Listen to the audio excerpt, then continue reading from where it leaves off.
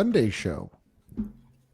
As always, powered by 4D Energy. Yeah. Brought to you by Scott Vicknair Injury Law Firm. John Deere Sunshine. We're talking Zion Williamson. All Zion Williamson tonight. Of course, then we'll talk a little bit about Brandon Ingram. But going to be fully focused here on Zion Williamson and everything that's been going on over the last couple of days, the last couple of years, the last 6 years. The same process. Smash the like button. And let's go. First took away. That's the best. Get your money's worth now. Presented by the Scott Vicknair Injury Law Firm. Have you been injured in any kind of accident, car, truck, 18-wheeler, or hurt offshore? Scott Vicknair handles it all. Give him a call at 504-500-1111 for a free consultation. Yes, a free consultation. Always fight for the win. Lito, Chris, Chaz, and Ross tonight. Appreciate everybody already in the chat. Look, it's mostly going to be us talking already. Like, we're going to be talking good 45 minutes to an hour. Then we'll get to your fan questions and comments at the end of the show. We might even do a live link, especially if Prospect's in here. So shout out to you as a new member. Appreciate you. You can always support the channel by becoming a member. Let's go right into it. So more Zion news. Let's start with the video. Here's the thing. Whether the video was, I don't think it was 3 weeks ago. I don't think it was a month ago. It probably happened in the offseason. So say it's in the offseason. I think that makes it even worse. If this is how you're preparing for the season, if this is what your body looks like going into the season, the whole point of the offseason, especially after coming off an injury, a hamstring injury that is to prepare yourself for the next season. Well, the next season lasted 6 games for you. So the way you're preparing in the offseason is affecting the way you play in season. So there's no timeline. I've seen a lot of different answers saying that this is in the offseason, this is not a big deal, blah, blah, blah. It is. To me, it is, because it's year 6. This was year 1, year 2, fine. Year 3, okay. Year 4, year 5, this is year 6. You're just coming off another massive hamstring injury, and this is the way you're treating your body. Also, I also have a problem with the tattoo artist releasing this video. And Chris, I'm going to start off with you first. How in the hell? What? No. What? You upset with the tattoo artist releasing this video? No. Let me. Okay. Let me finish. Chris, if you were Zion Williamson or someone in Zion Williamson's camp and you saw this video dropped right away, wouldn't you contact the tattoo artist and be like, "Hey, take this down right now"? I mean, damage already done. And I mean, at that point, once it's out, it's out. Once you put something up on the internet for a minute, it doesn't matter. Somebody got it, right? So, I get your perspective, but even that is I don't want to blame anybody else but Zion. Okay, go ahead.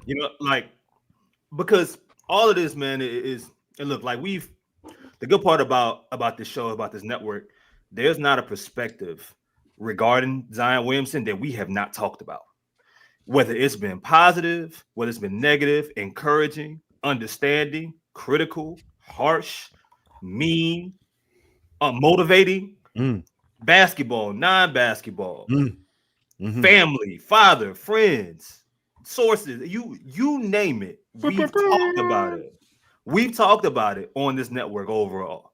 So, like, at the end of the day, and it's no different from, like, I shrugged at the whole tattoo thing. I didn't really care about it because at the end of the day, motherfucker not playing. If he had a game tomorrow, like, I whatever. Like, I wouldn't care. But it adds to whether you're talking about the physical condition in the summer, and we've been talking about, folks said he was coming into the season in the best shape that he's ever been at, and it's like, nah, that ain't it. And the thing is, Justin, it's like, it's funny when I saw him do that.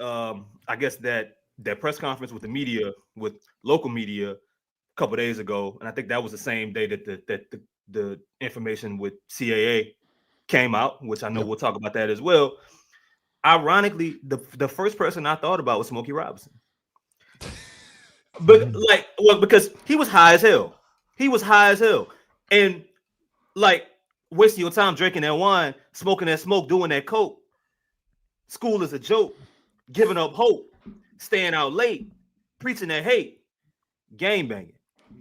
Now look, we laugh about this shit, but this is exactly what Smokey was talking about. Smokey made that song simply said, do not throw your life away doing dumb shit. That's all he's saying. Don't throw your life away. And you can point the finger whoever you want to, bro. Like I said, we pointed the finger at everybody. Zion's been in the league 6 years, bro. He's 24. He'll be 25 in July, right? At some point, people got to stop lying for him. At some point, people got to stop lying to him. Anybody that's holding the cape online, that's trying to defend him, you're not helping him. I don't know how much is his fault and how much is, and how much fault it is of the Pelicans and the organization. I'm sure there are others that could have handled Zion's coming into the NBA better than the New Orleans Pelicans. But at the end of the day, when you wake up, are you doing what you can do? Are you doing what's in your control? And obviously, he has not been. And we can't keep taking the focus off of that. Fuck everything else. Zion has been a disappointment to himself, bro. And anybody that's online, anybody that's in here, man, is still saying like, he's unlucky, he's this, he's that. No. If you really care about this brother, you really care about his future, you want him to see 30 in the NBA, being an impactful basketball player, you have to stop lying for him, lying to him, and lying. Stop lying. Be honest with him. That's the only way that you got a shot at any of this change. So well said, Chris. Lito, let me ask you this, because we did hear that, all off season, he was preparing his body, this and that, he was in great shape. Say this video is in the off season. Do you believe that? Because from my understanding, if it is in the off season, and he does come in shape, he comes into shape in the season, why is this still happening then? Why are these injuries still happening? Why is this right hamstring and then left hamstring? Why is it still happening? Is it just unlucky, as Chris is saying, or is he not doing the necessary things every single day consistently to make sure that he's staying on the court? I think the tattoo artist did confirm that the video was from his off season. Doesn't really make a difference to me though. Why is that? Because I've heard a lot of different arguments. Like, well, it does. It doesn't matter. It's the off season. I want to hear your thoughts on that. Because if the off season is for him, the off season started in the playing tournament. So generally, like if you play enough playoff games, you have maybe a month or two. He was injured, not cleared. Was supposed to be getting his weight and lower extremities into basketball condition. So that means to me, like, especially for him, he's not a person who could get out of shape. It shouldn't be a time where you get out of shape, especially when you think of basketball being a year-round product. Like you don't really have much of, like, it's not football. You don't get those 6 months. Like that, the season over, you coming right back. And especially if I'm him, how my season ended, I think that you got to take these things into consideration. So when I can't speak for people, when I say you're not serious because you're supposed to be working your way into shape. We keep hearing about every offseason, well, Zion, he didn't have a chance to work on his game because, you know what I'm saying? He was trying to get in shape. He was working on whatever injury it was. So he didn't have time to work on his game. And if those two things are gonna keep coinciding, you at an impasse. You got to figure something else out. You know what I'm saying? Like, Justin, I said this a couple pods ago. Shout out to Coach Roller Williams. How many times can I call you dumb before you start thinking you stupid? I love that quote. Okay, so, and what Lito and Chris said, like, you're completely right. But Chaz, let me ask you this then. It's not even asking this. This is what we know. We've been told multiple times that he doesn't do his pregame or postgame treatments. Okay, like, there you go. So if we're not big source guys, I let other people do that, but we're told a lot of different things that we hold in. This one I can't let go, because Chaz, if you're going to do you have to be able to do the necessary things to stay on the court. I understand injuries happen. I get it. but are you doing everything in your control, as Chris said, to make sure that you're staying on the court? Oh shit! Wait, y'all saw that? David Griffin just put out a statement. Wait, what? David Griffin, oh, this motherfucker here, bro. He gonna put out a statement live during the show. Hold on, I'm about to play it. Hold on. Santa baby, the slip was sable under the tree for me. Been an awful good girl, Santa baby, just hurry down the chimney tonight. This guy is sick. This guy is sick. I don't know what this has to do with the goings on that's been happening lately. Wait a minute. Was that baby? Santa baby, the slip was sable under the tree for me. Been an awful good girl, Santa baby, just hurry down the chimney tonight. No one takes us. Back to reality. Bro, he could have kept that to himself. But Yo, look, man, to your question. Look, Zion, wow, that was so disturbing. Zion is a bad professional. Zion's a bad professional, right? He's a bad professional. And the thing with a guy like that is, I always say this, I really feel like you have to know who you're dealing with. Some people, they messed up in the offseason when you were giving him all this praise and all this encouragement. No, you got to keep your boot kind of on his neck, on his proverbial neck. You gotta treat him like everything you're doing with the Zion Williamson, you're taking a risk and you're taking a chance on him. You see, like the heat that a guy like Joel Embiid is now starting to face. Shout out to X for the nightmare field. Yeah, man, that baby was crazy. I should sue Griff for that. But so I just think from day one, you've had like his professionalism only happens in spurts, right? And it usually, like Ross has said this a lot, it's usually following him being outed by the organization or him being outed by league sources. Like he has to always go through this humiliation ritual before he finally gets his shit together. It matters a little bit to me if the video is in June versus if it's in August or September. But just because I don't know. I would say, could you elaborate on that? Yeah, just because I don't know when he returned to basketball activities. Because I don't know what the fucking injury was. It's because it's always a thing, and we'll get to that. I don't know if it was a lie or what it was, right? But it's a good thing David Griffin got that oil. He could rub him down.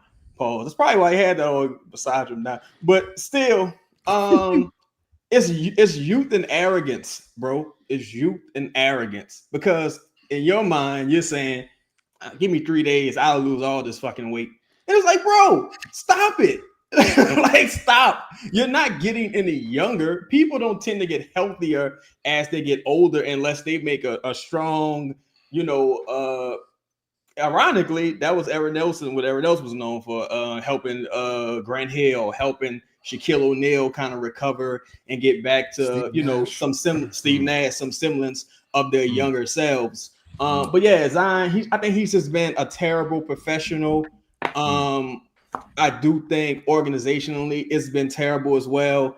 I just think at some point, as an adult man, as an adult professional man who's getting paid millions of dollars, if you don't care about your professional career, if you're not tired of getting embarrassed, then it's really either you have to change, no matter what, you have to change, but we also have to change the strategy in which you're dealing with a person like this.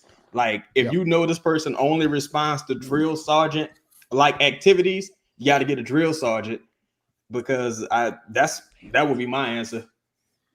Hit the like button, man. Yeah, appreciate. Make sure you smash the like button. Hey, yo, how could you hate the show, dog? Like, how could anybody, like, fuck the basketball shit?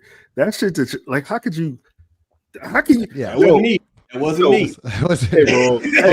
Hey, bro, hold on, Justin. Wait, no, I gotta get. No. Hold on, Lito. Lala, right. Check your phone. I need that video in the chat. Go ahead, Lito. Nah, man. When I be saying we the best podcasters, like I don't just be saying shit, bro. I don't just be saying that shit. I'm telling you. Let's get to Ross's thoughts. Lots to break down because I did want to. Chaz mentioned something about Aaron Nelson, and I wanted to. This is literally in my notes about. I want to compare about what Zion said a couple days ago, what the team is saying, and then what Shams is reporting. Because I think once again you're seeing this miscommunication. You're seeing that Zion says that he can do things, and the medical staff says he can't do things, and Shams says he's out indefinitely, and the Pelicans haven't given up a timetable. So I want to get into that, which is Chaz says. But Ross, quick thoughts though. I guess on the video. Hold on. Prospect, that's crazy. Go ahead, Ross. Which video? Which video? Griff's video or the video of Zion? The video of Zion, not Griff's video. Always blind. I don't. I think I'm like I've turned over a new leaf. Like I don't. This guy is like what he is. I don't think I really expect that he's going to change a lot. It's kind of like so it's a little different, but kind of there's a lot of similarities between the stuff you used to hear about Jamarcus Russell, right? And after 3 years, he said, "Screw it," but like it is like he's done. There isn't like he's not going to change it. It's different, right? He's a quarterback, everything else, but like there's just some of these things where we hear of Zion skipping rehabs and skipping pregame work and stuff. Jamarcus Russell gets a blank DVD. They tell him to go watch film, and he comes back, and they're like, "Hey, did you watch it?" And he starts talking about it. Like these are real stories. Like this isn't stuff I'm making up. It's just some of these guys. I just don't know if his heart. Like basketball was easy for this guy, easy. He never had to put in extra work. He only was in college for 1 year.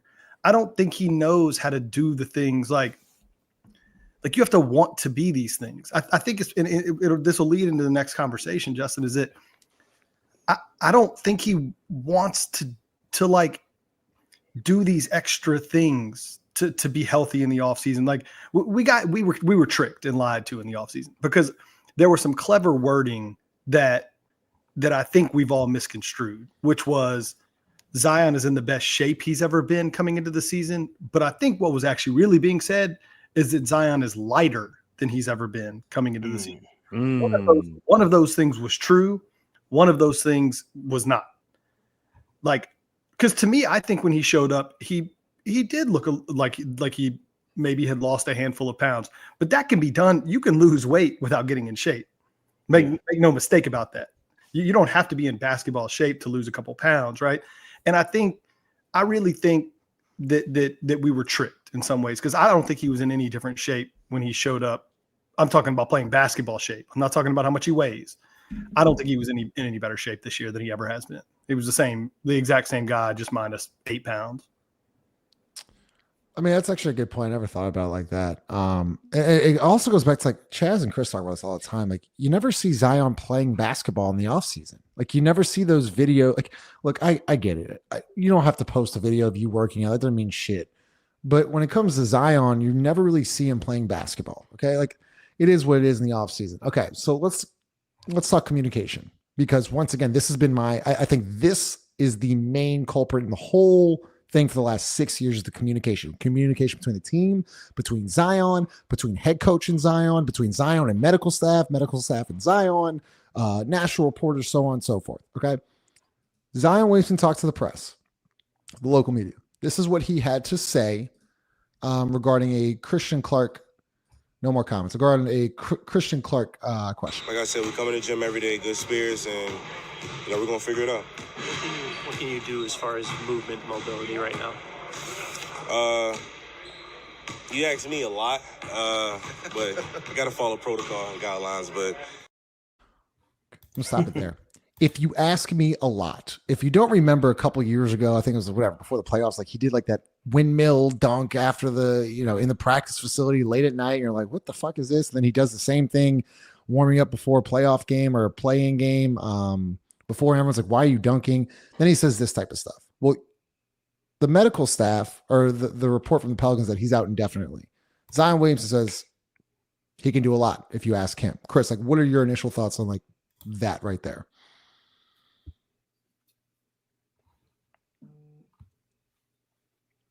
You're muted, Chris. I don't know what's going on, but whatever was just said, I did not hear. Okay. You want me to play the clip again or no? Yeah. Play it again. Okay. Zion Williamson. Like I said, we come in the gym every day, good spirits, and we're gonna figure it out. What can you do as far as movement mobility right now? You ask me a lot, but If he can do a lot, then how is he out indefinitely? Or there's no timetable to return. So once again, the Pelicans never gave a timetable. Shams, which we're about to get to in a second, says that he's out indefinitely. Yeah. Well, I mean, it's clear that the organization, they don't want to give a timetable because every time they've given a timetable with him over 2 weeks, something's went wrong. Whether it was his fault, whether it was the medical staff or person's fault, whether it was God's fault, whoever, whatever happened, it always backfires. So I could understand them saying no, because they know what they're dealing with, and he knows what he's dealing with on the other side of of things. Like nobody is saying that this is a perfect relationship at all. However, I mean, we've been down this road with Zion. Zion always feels like when he's in the middle of some type of injury, it's maybe been once or twice, to where he gets upset at some point because he feels like he's ready to play a little bit earlier than he actually is. And with someone that already has bad, Chad said, professional habits, but habits that are around, Justin, you mentioned the treatment. Like the little things day in and day out that you have to do, including still taking care of proper nutrition, sleeping, all these different things that come into you coming back to being ready and being 100% healthy, they never work. They never work. And then more times than not, if we talk about extended absences, how many times has he re-aggravated something? We're almost there. I think in 6 years, Zion has re-aggravated an injury probably 3 to 4 times. Seriously. So the foot and the hamstring come to mind right off the bat. I'm sure there's been more. Yeah. So, we're used to him, all right, well, says he should be back. Like, remember, it had to be a couple years ago, where we get the I'll be back when I feel like Zion, right? Or when I feel like I'm Zion. Well, do y'all remember the couple weeks before then we had heard he was coming back to play? Mm-hmm. And then out of nowhere that was scrapped and everybody was like, no one knows what happened. And then Griff had to come out and say he was never. It's the same shit. So I don't know who you want to, who. I'm keeping the focus strictly on Zion because if he did the things that he's more than likely advised to do, if he did the things, to Ross's point, that you have to do as a professional and well-trained, top of the world athlete, maybe some of this shit could be avoided. And with Zion, the thing is, man, the room for error, it was already so small because we had never seen anything like Zion. We had seen somebody that was jumping 40 plus inches up in the air that's 300 pounds. We hadn't seen that. So we knew then he had to take care of himself. And how many times, man, I mean, how many seasons, how many years do we continue to come back and deal with these same things before? At some point, it's every year. It's every year. It's like, it's not just every year we've done this. It's been literally every year. Year one, meniscus. Man. Year one was meniscus. Year two was that was the thumb in year two. Year two thumb. Year 3 foot. Year 4 Philly. Was right. Year 4 was Philly. Year 5 is Lakers. Year 6. It's been literally every year. It's not even over exaggerating. Yeah. Like I'm not even over exaggerating. So I gotta wake up, man. Oh no, it's not. You see, Chris, like, nah, like I can't do that. Like it's year 6. He can't. We're past that at this point. I think we're past that. I think. Look, I kind of said this as a joke, but shout out to Ross on the last episode. I think Ross came on the show. He made a lot of excellent points. A couple cocktails, right? A couple. Yeah, look, but let's who's counting? I really think you can't get past this person though. Santa baby, this lip was sable one. You can't. This is the only reason I say that. It's the only reason I say that. Is because, all right, you're dealing with a person. To me, Zion seriously has humility issues. And you would think what has happened to him in the NBA thus far would have humbled him. And it's like, maybe for a spell. But once I feel like I got my mojo back, it's fuck what y'all talking about, right? The reason why I say I bring a lot of the the David Griffin back into the scenario is because one, you have a person who's making moves from the standpoint of self-preservation, right? And he started off the situation every year making missteps. Like there's been missteps every step of the way. And that being the case, I don't really know what the communication has been between those two. If you go back to the first year, the burst and the things of that nature, where him and the organization, that's where the organization in himself really got off on the wrong foot. You go to the second year, it was a great year, but then you get rid of the guy who. Chaz, I cut you off real quick because you mentioned burst. Once again, burst happened because Aaron Nelson had no other choice, because literally he showed up so out of shape from the bubble, in which once again he disappeared for a week and a half, 2 weeks. No one knows where the fuck. Well, no, this is the burst happened pre-bubble. So they had the burst. Yeah. Okay. Yeah. So the meniscus, and then, but then they went back to the burst after. Yeah. Well, after the bubble. I'm kind of 86 in the bubble. I'm talking more so about, because the bubble was so weird. I'm just talking like mainly about that season, right? You got that. That's where the organization, the medical staff, and him really got off on the wrong foot. Had the second year, a great year. I don't count the thumb shit because it was the end of the season, like 6 games left or some shit when he had the ligament. That's when David Griffin came out and said he wasn't protected and all this weirdo shit. But next year you got the foot. You come out, you lie about what's going on with the foot. Like he should be ready for the season. You didn't say hopefully he should be ready. And then you come out and you say, what does this motherfucker say? I never said the beginning of the season. It's just like further just stupidity, right? The Philly thing, I don't know. If I want to chalk that up to a freak injury, I could chalk that up to the freak injury. The Lakers thing, if you eliminate him, the Vegas shit, for all intents and purposes, he had a good season, right? Leading up to that point. Because the only time it was really weird was the Lakers part. It was like, look at this motherfucker.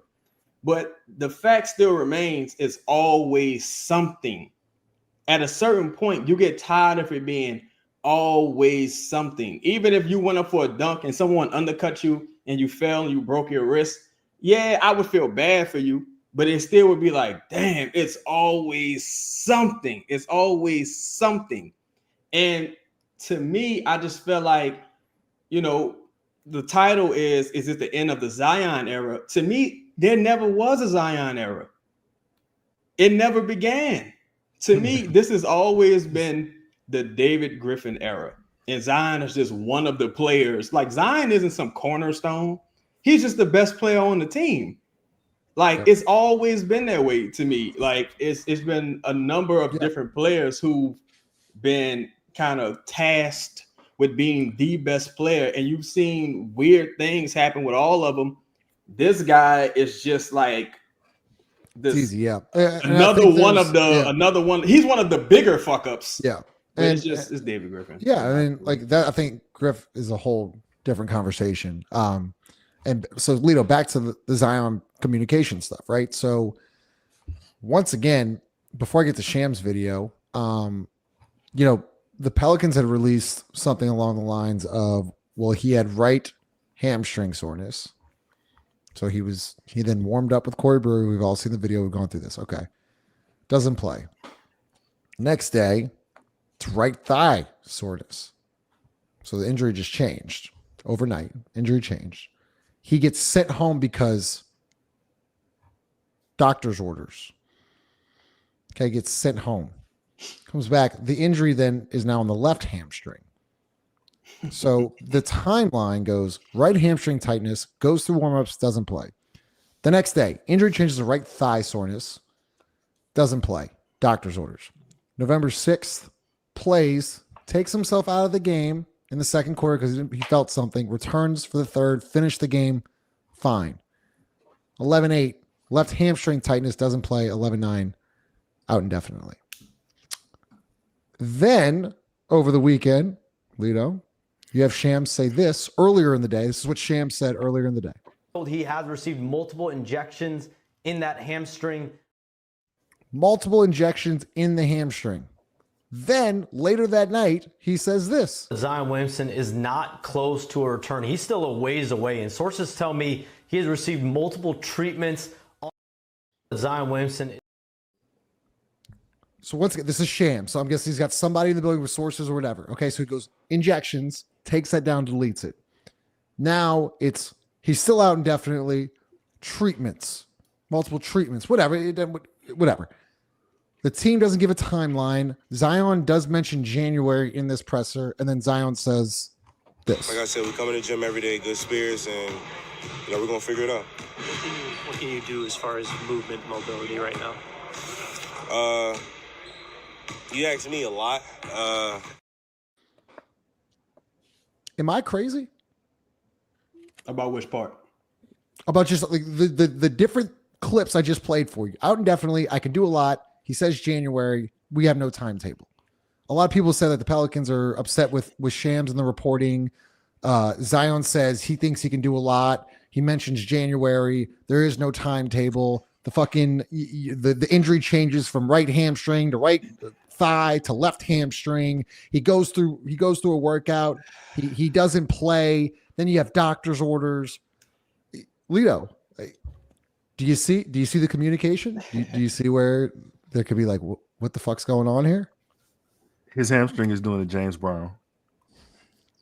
I noticed something in the video though. Like he started the communication off with, we'll figure it out. and I know who that statement is from. Wait, I got you. We're gonna figure it out. I know company policy when I hear it. Right? But let me tell you the thing I realized later on, if you listen to the video, Zion can't stick to the script. He can't stick to the script. A conversation I'm sure had been had with him to say little to nothing about how you actually feel, about what's actually going on. Right? At that point, bro could have just said no comment. He could have said, I don't want to talk about that. No. He started to say how he truly felt. And that lets me know Zion is a little bit of an asshole. I'm not sure how insane it is in the building, but I know just from that clip, just that clip itself, he came off like an asshole to me when I think about it, because I want you to stop the sheepish shit, stop the schoolboy grins and all that shit. Like, say how you really feel. Like, say how you actually feel.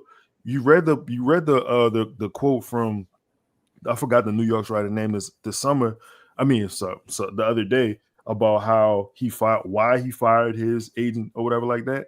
And like, it all comes back to not want to be here and not want to do the things that these people asking you to do. And if you can't even speak up for yourself in these situations, like, why should Griff respect you?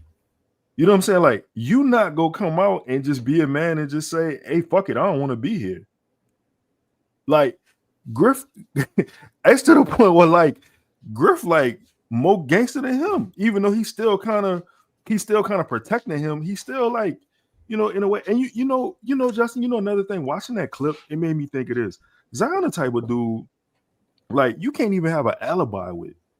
Like, we can have a scenario.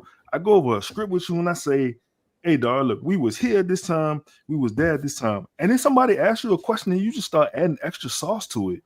Like, you start adding extra places. You start talking about what kind of clothes I had on in the scenario. And it's like, bro, I'm trying to lie to my girl. Shut up. You know what I'm saying? Allegedly. Hypothetically speaking. Hypothetically speaking. Yeah. Ross, thoughts on the communication And this isn't just a one-time thing. This is I mean that's what I'm saying. It's like is it like incredibly frustrating? Yeah. But is it perfectly on script, on brand for everything that's happened over the last 6 years? 100%. Like nothing. That for me is why I'm not expecting changes, because why would I? So it's incredibly frustrating. But just go look at everything that's happened between this player and this organization since he got here, and you find me any point in time where it was different than it is today. This is why I always go back to I would just play him. If you're here and you say you can do shit, go ahead. Let's go play. All right. Let's play. Because at this point, what other option do you have? Like, I think sometimes like the team tries to protect him or do what they think is right. And that turns into just a host of lies and miscommunications and he said, she said, and all this other stuff. The problem is with guys like Zion, this is how he's always been. So when you ask him, he's never been a guy who trains hard. I don't know the dude personally, but I know he's never trained hard ever. Okay. So when you ask him, like, what do you think you can do? I think I can go out there and play, because that's how he plays basketball. There is no training. You talk about why you never see anything in the summer. Appreciate it, Donald. Why you don't ever see anything in the summer? Because he doesn't play basketball in the summer. Like, you want to know why he looks the way he does in that video at the beginning of the season? Because he's not working out in the summer. This is how he play. This is how he operates. He shows up and he plays. And sometimes the outcome of that is good, and sometimes the outcome of that is bad. But this is his process. Like a kid who gets in trouble a lot and doesn't listen to his mom and everything else, he doesn't just wake up one day and start listening. He needs a change of environment. He needs a new voice. Well, Zion doesn't. He's had Willie Green here for the overwhelming majority of his career. He's had David Griffin the entire time. What is going to change about this whole thing? It just, to me, it seems like nonsense. I would just play. If he's clearly playing some weird little game of like, oh, I feel good enough. Well, like, I wish Christian had followed that up and been like, what does that mean? Like, you can do a lot. Like, what exactly does that mean? Because I know what my response to Zion would have been if he had given me an answer of, when he said, I show up to the gym every day we show up every day and we're working. What gym? Ross, I'm not, you know what's funny?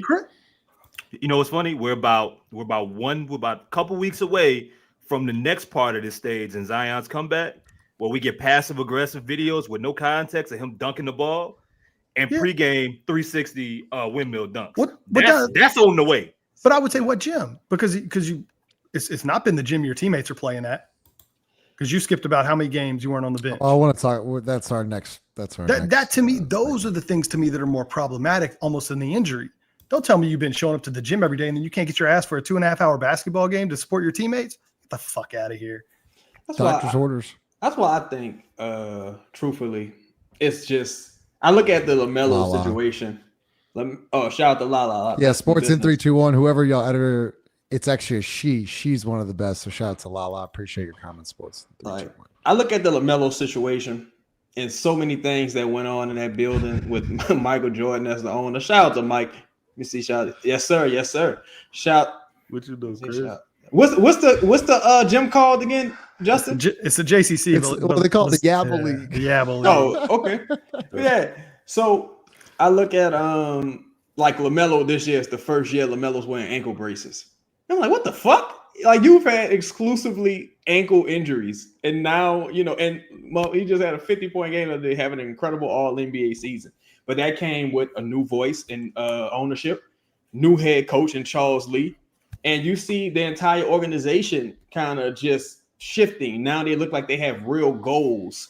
Now, for the first time, they look like, damn, they look like they might do something. And they ain't even like 100% healthy.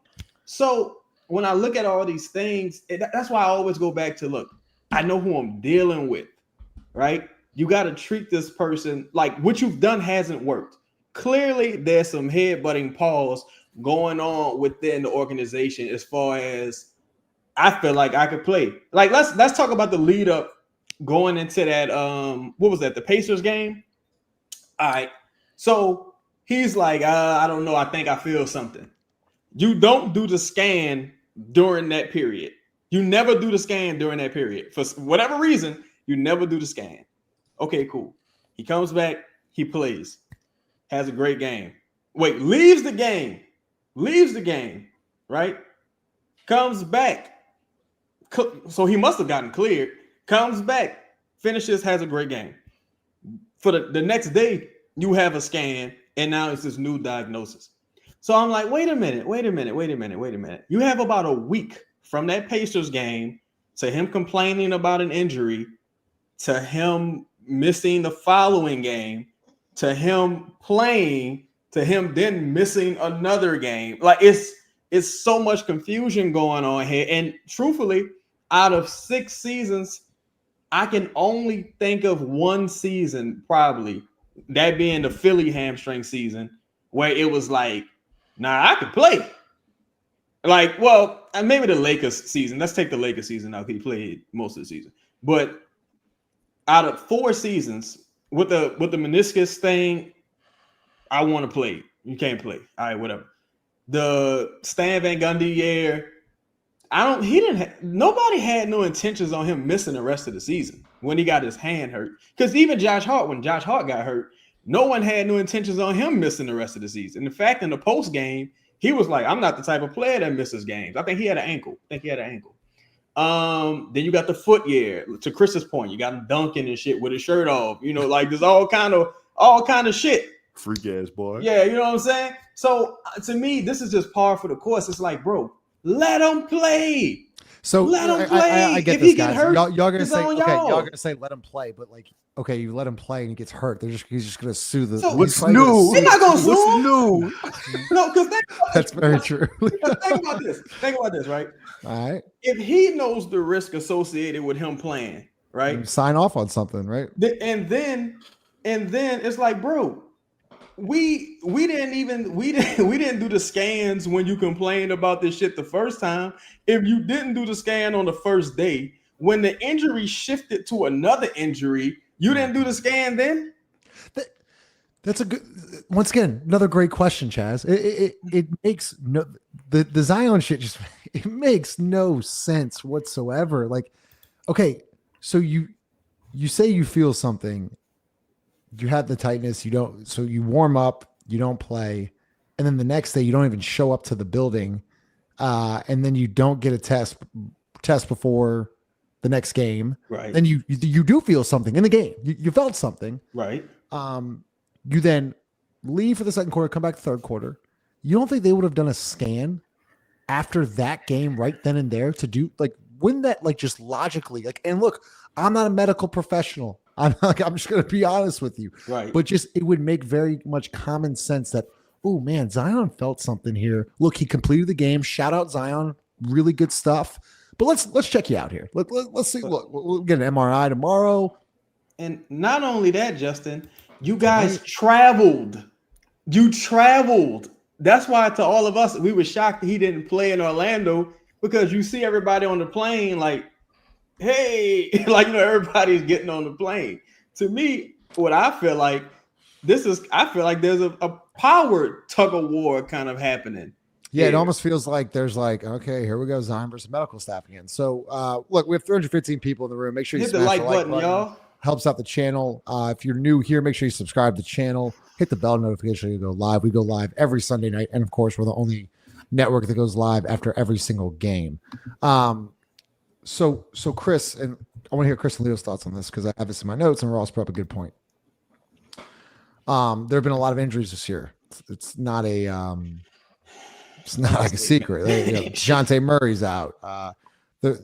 DeJounte Murray, not only did he go through a very serious personal matter, he had to go home. He actually still made opening night and unfortunately got hurt.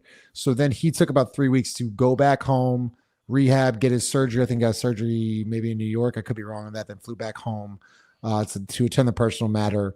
And then you started seeing him as of late. Jose Alvarado's been hurt. He's around the team. Herb Jones has been hurt. He's been to every single game. Not only has he been to every single game, he is literally like standing up for about 90% of the game. TJ McCollum has been hurt. He has shown up every single night.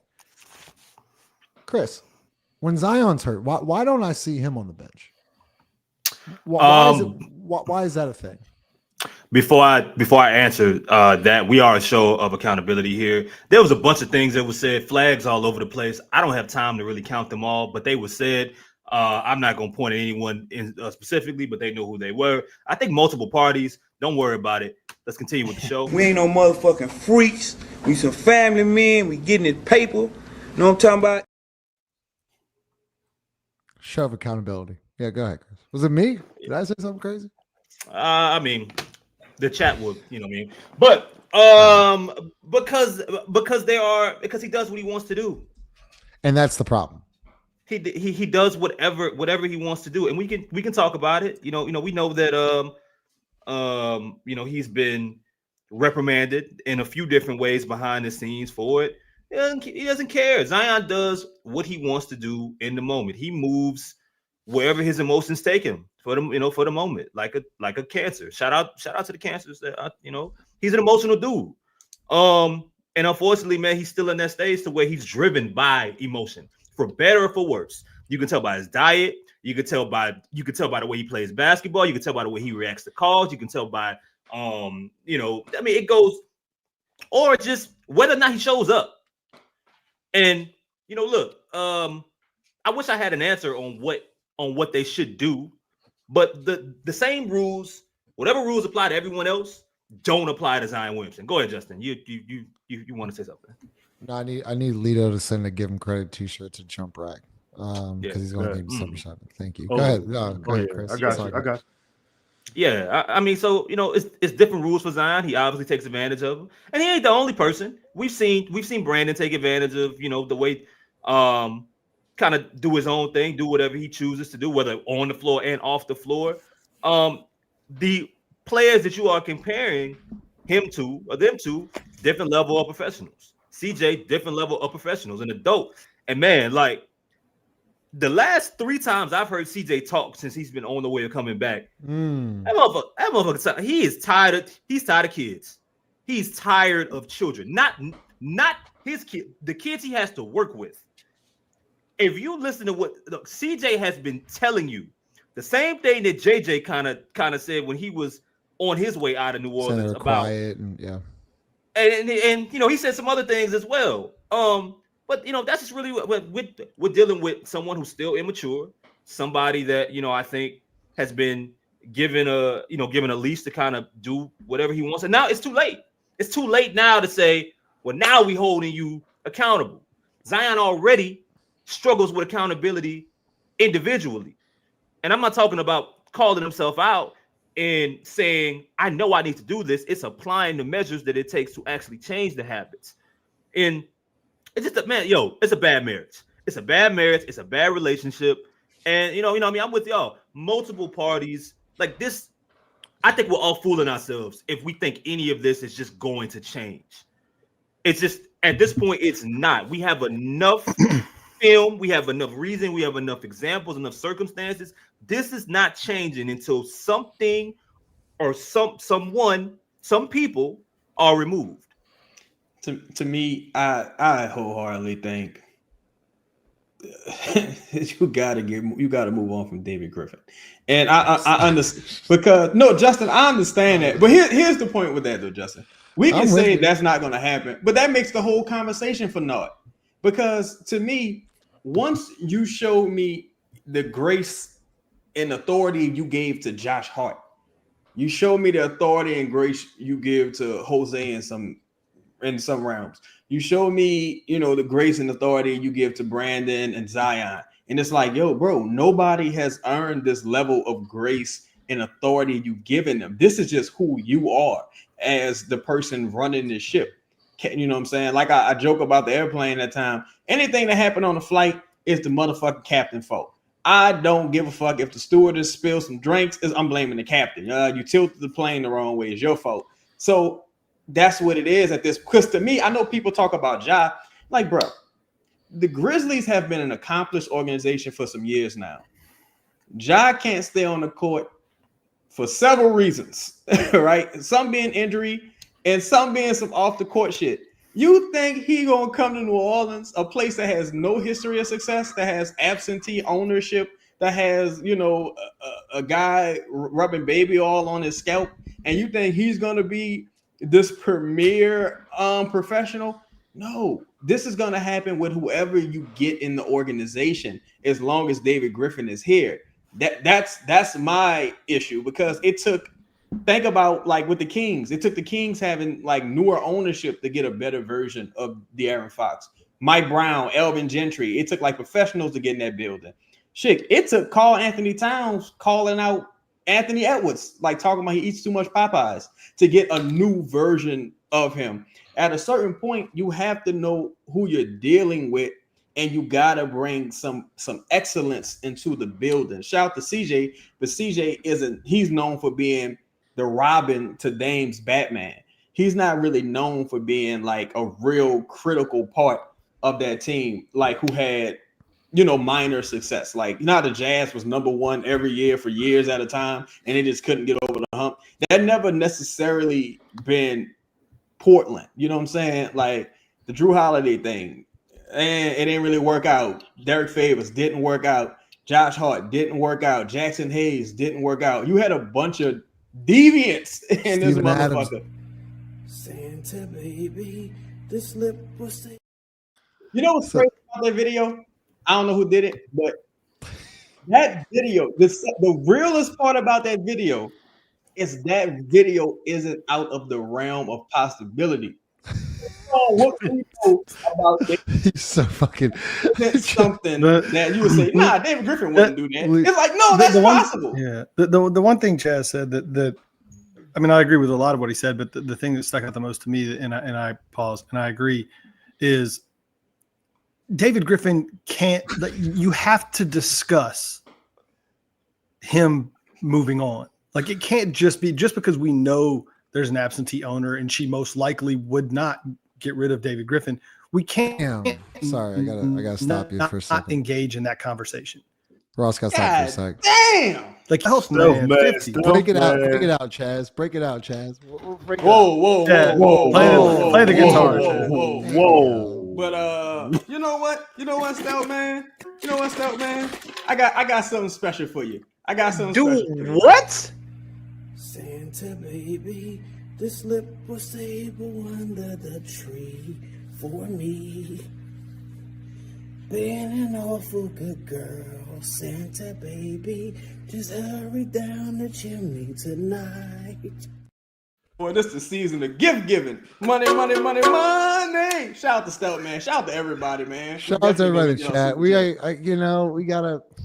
Fuck, I'll deal with it. And Ross, I want you to finish your thought. We ain't no motherfucking freaks. We some family men. We getting it paper. You know what I'm talking about? It's my bad. That's crazy. It's my bad. The he just can't operate with total like disregard and autonomy. Yeah, like it and that's the problem for me is we talk about this whole damn show is talking about. Hold on, man. Ross.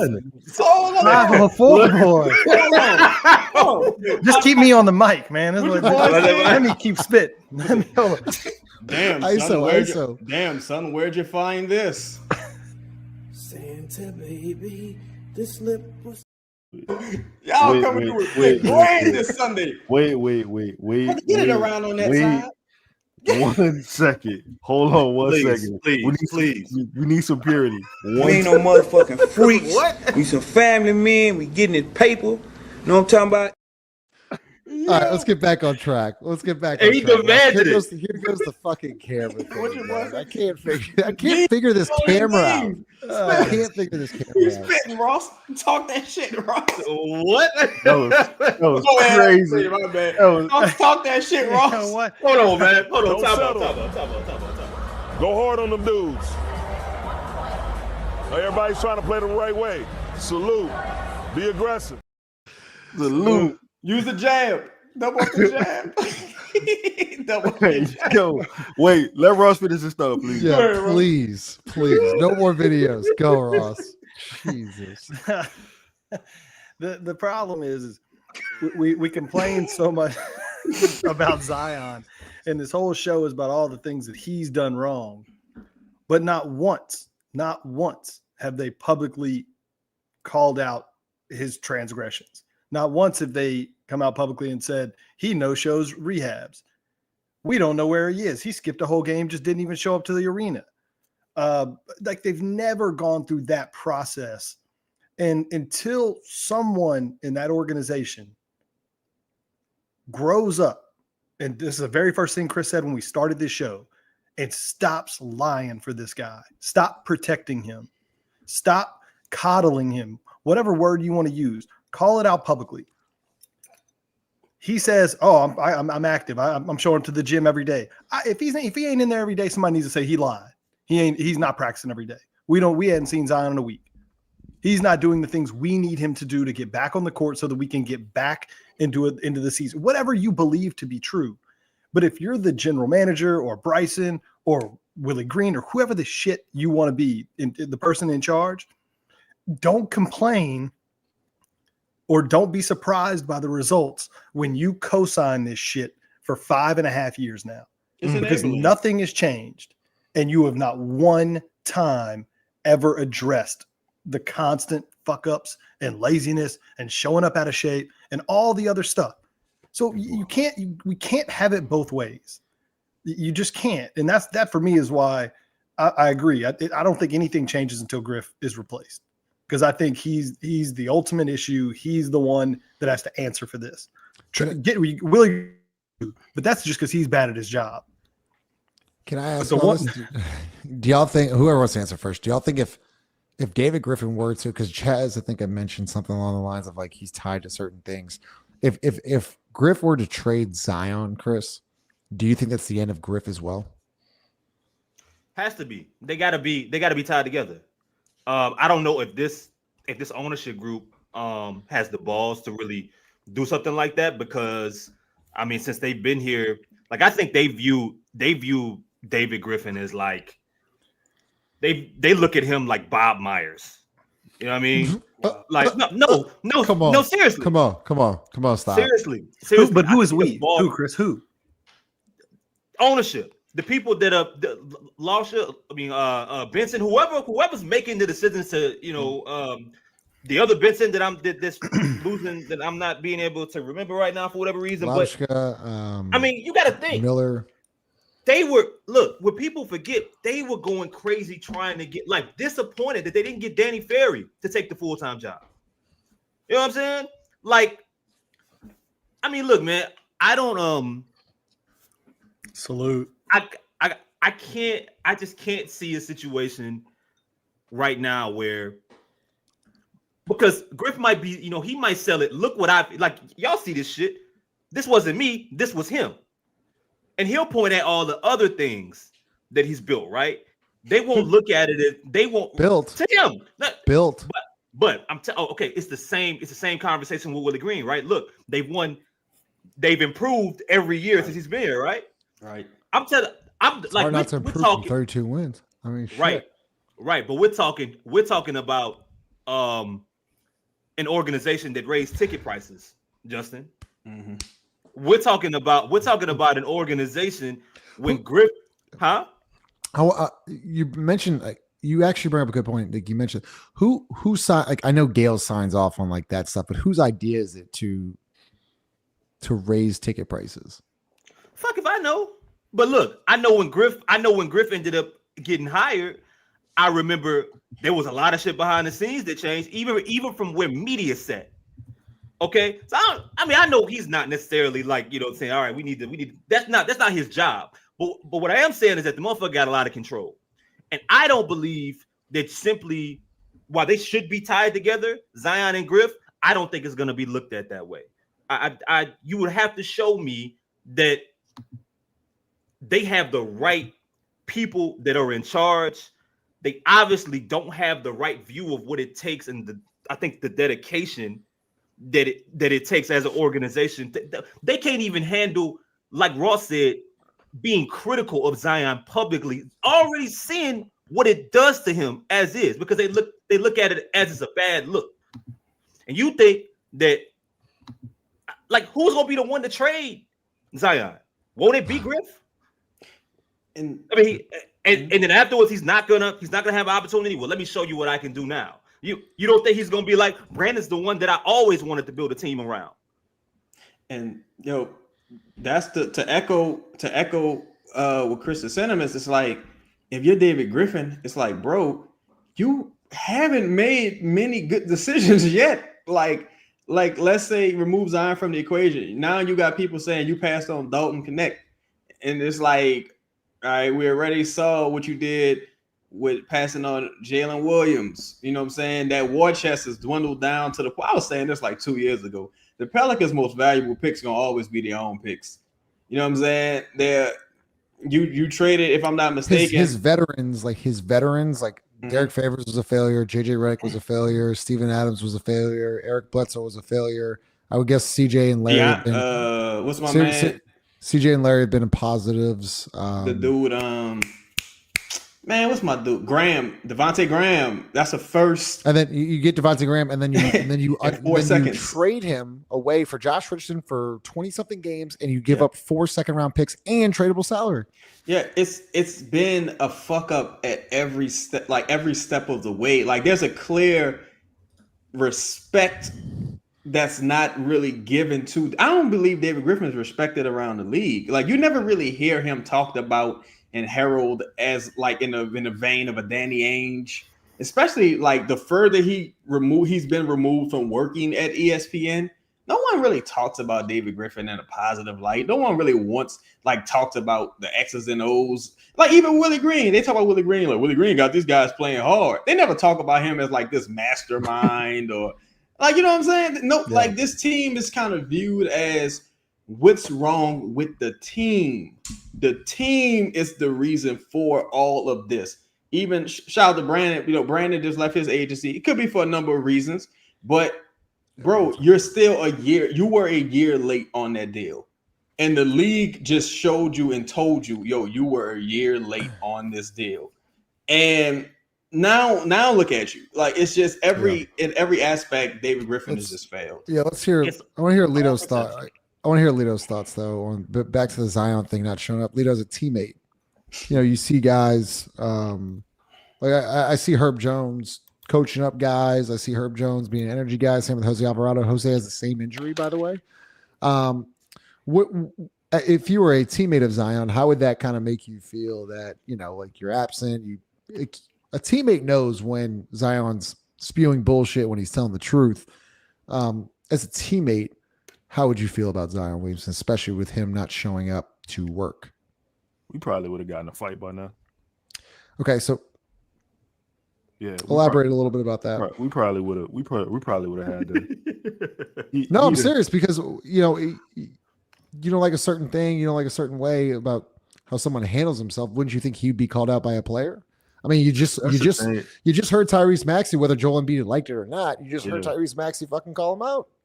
Sometimes, all in these, usually everybody has a plan. Shout out to Mike Tyson. Mike Tyson said everybody has a plan until they get punched in the face. Sometimes as teammates, you know what I'm saying? Like you just gotta throw a punch and just see, how they face react.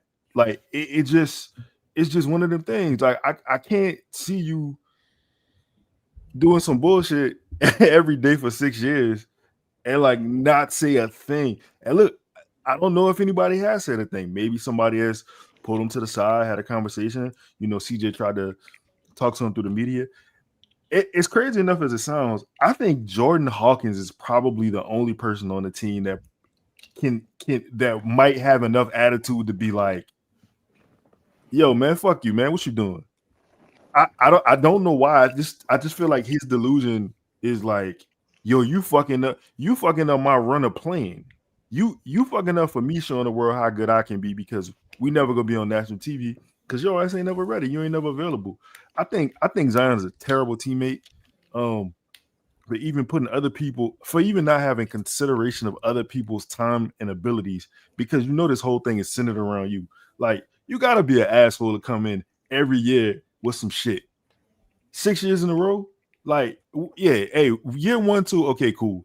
You know what I'm saying? Chaz mentioned who got called out by their teammates, and you see how you see how like other players around the league go. You know, Mike Malone talks about Jokic, and he says, you know, you see how Popovich treated his best players, and you just don't have that. You just got a lot of compassion and joy and love. And like the shit that don't really matter in basketball, you hang all the shit up that don't even matter in basketball. That's actually a really good point, Lito, and it made me think. Even in Zion's interview, he says, "Hold up, let me pull this clip back up." Like I said, we come in the gym every day, good spirits, and You forgot to add good spirits, Lito. We're in good spirits. Word. You forgot to add good spirits, and we're gonna figure it out. You know what's funny about that? They probably are. Like, look, we talked I've been about in a good mood, getting paid millions of dollars to play basketball. Like, well, we talked about like Daniel Tice joking on the sideline the other night, right? And the funny thing with even with Tyrese Maxey is like, you know, Murray. You know what's funny? B2. Yeah, you're right. You're right. Okay, but we gotta read the comment. Murray might be the Murray might be the man. Something to Zion. But see, here's the thing: it's out of sight, out of mind. He had some real shit to go deal with, and he was hurt in the first game. And that's the same thing with CJ. Same thing with most players. Really, I don't even think Zion could. Let's say if the team kind of had a similar mentality, Zion couldn't say shit to nobody because you don't play. You don't be playing. Like you gotta play. That's the thing. And not only do you gotta play, you gotta be a somebody. Tyrese Maxey can get away with that because all NBA just got it out the mud. Max contract. What should have been all NBA. My mistake. Should have been all NBA. Got it. Max contract. Bad motherfucker. In the playoffs, just bad motherfucker around the board. Excellent player. But he got the clout and the cachet. If you dealing with a arrogant asshole and he like, oh, let me ask you something. So how many games y'all won since I've been out? Oh, all right. Like, you know, motherfucker he gonna handle you bad. Like, let me ask you something. Didn't you get benched in a play? Or like, look, let me holler at you a minute, player.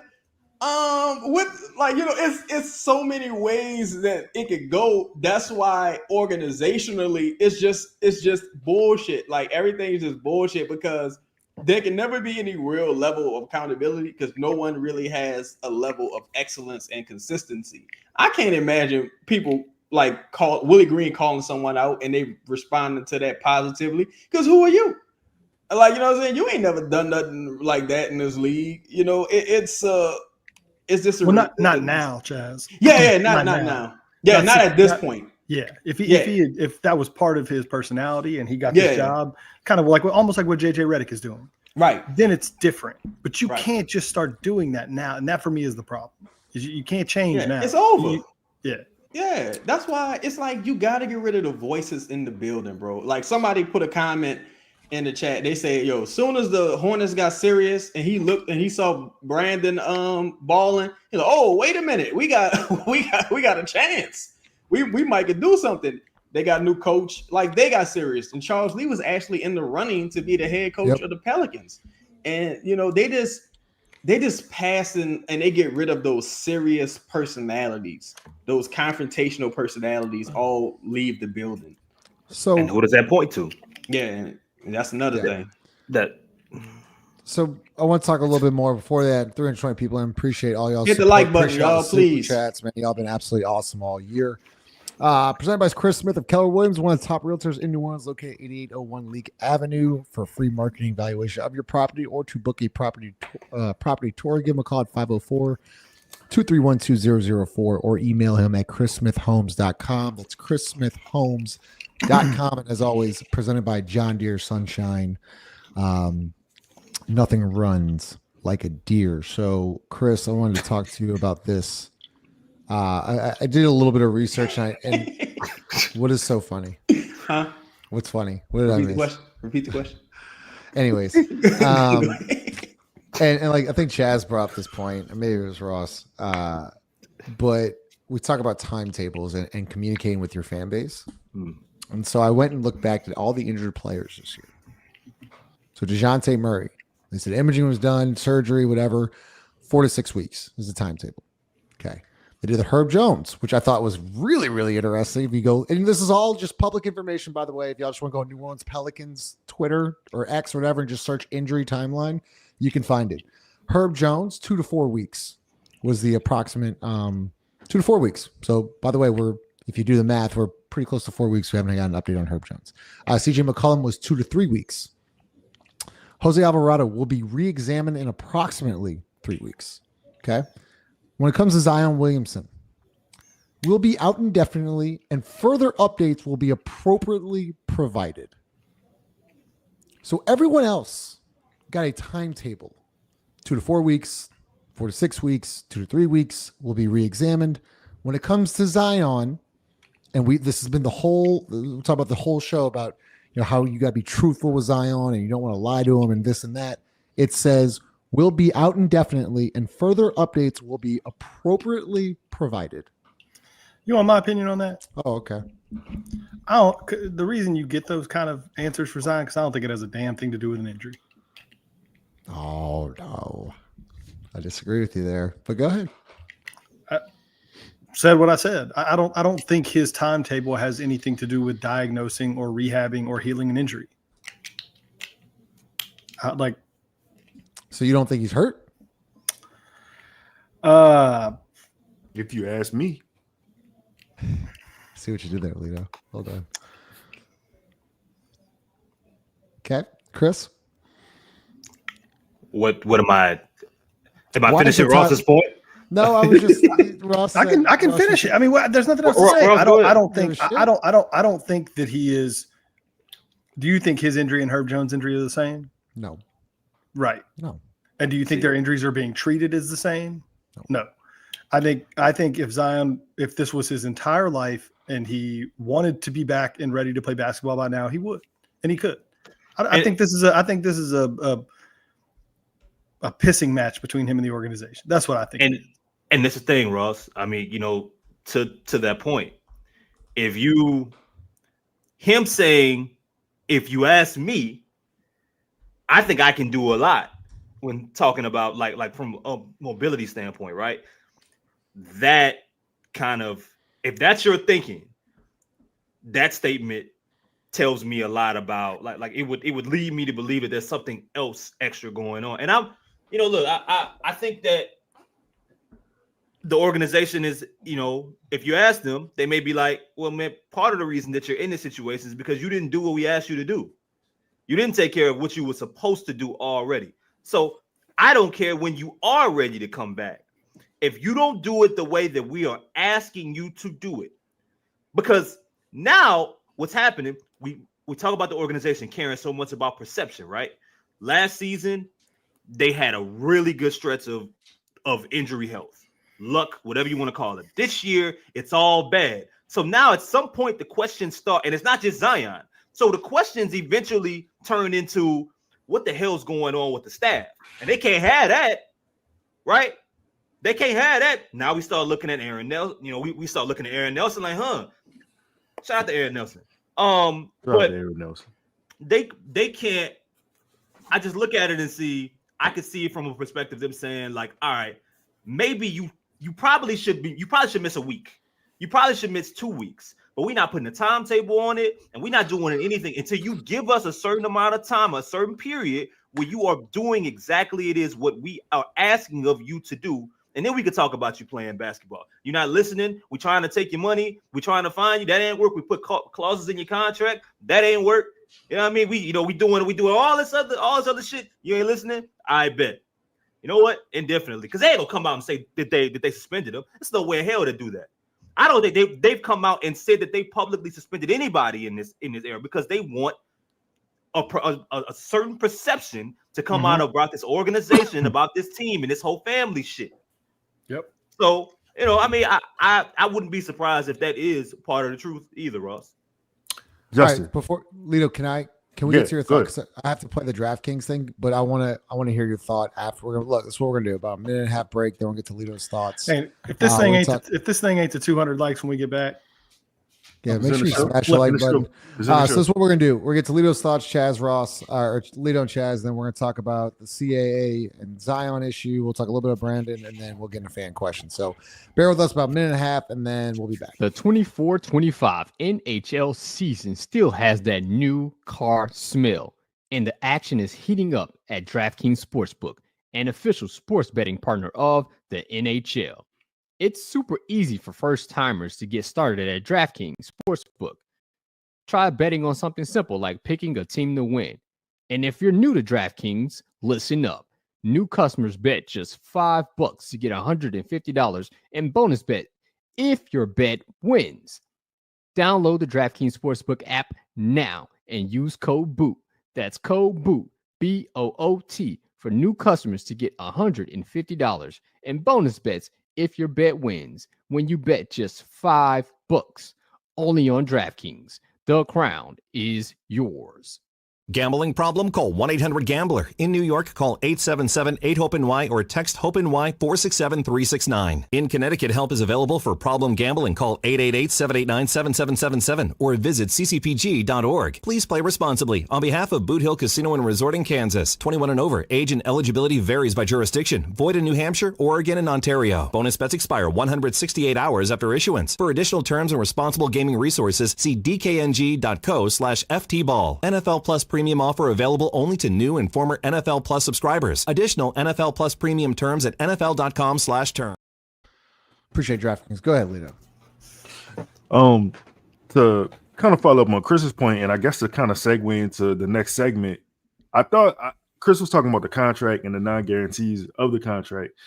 And reading that article that dropped the other day, like I said, segueing to your point, I found it very interesting that one of the reasons they said Zion dropped they said that Zion dropped the agency was because he recently, and I don't know how true this is, I'm just really reading what Clutch Point said, was he recently came to an understanding of how his contract worked and that it wasn't fully guaranteed and that he had metrics that he had to meet as far as like his weight goes. So I thought that was kind of crazy that I ain't gonna lie, I thought the contract was crazy initially. I don't know. I just didn't see him giving Griff 5 years. And then when you look at the contract and there's all these clauses, like you don't have the wherewithal to hold him accountable during a regular season, but like you put all the stipulations on the money that it's never going to happen. You know what I'm saying? And I think maybe he just got wind of that, and he was just like, maybe it's a situation now where he just like calling they bluff. Fuck it. You know what I'm saying? Like, I do it. Cut me. Because I think if they cut him by January 7th or something like that, is not a cap hit. I think, man, I remember when that contract first got signed, and we probably did a show on it. I was like, bro, that was a terrible contract on his agency's point. Like on his agency's like behalf, that was a terrible negotiation because you had the max no matter what. Like basically, they gave him the Joel Embiid contract, so that was good contract. That was good negotiating by Griff. But that contract is only really relevant if you are going to enforce it, right? So here's the kicker with the whole thing, like with the agency, with the contract with the team. By the team never being good, independent of him, you lose so much leverage with everything because it's like I was joking earlier. Like he could say, "Well, motherfucker, what y'all did without me?" Or like, "What y'all? I've been gone for a little while now. What have y'all done?" And now, like even with Joel Embiid situation, they're just starting to get to the point where they be like, "No, Joel, we serious now." And now we got Tyrese, we got Paul George on a good contract. We got the dude be painting his nails, McCain. We got Zesty McCain on the contract, and he hooping right now. You know what I'm saying? He hooping. So you know what I'm saying? They've made good moves to kind of be like, all right, we can get a little independence from this guy. But with Zion's situation, again, I think him with the agency, just to pivot to the agency thing, I think him and Brandon had a lot of the same issues with agencies. Like if you look at Zion, and a lot of it has to do with him, I guess, but he never really have any like brand extensions aside from the Jordan shoe. You know, nothing ever really like popped off, like talking about it for as like brand extensions. For one, he don't have this personality that would make you want to like give him like all these deals. Like Anthony Davis don't really have no brand extensions. I think a lot of it has to do with creating, when you deal with these agencies, a lot of it has to do with creating opportunities outside of basketball. And if you're Zion rather, and you rarely available, then you hurt yourself. And if you're an agency and you're not really able to go out there and will and deal on my behalf, that, you know, that kind of hurts the relationship with the agency as well. So I think it has a lot to do with that contract and creating branding opportunities for Zion. Ross, you think it's a big deal that with the agency changes with Zion and Brandon? I mean, a big deal in regards to what?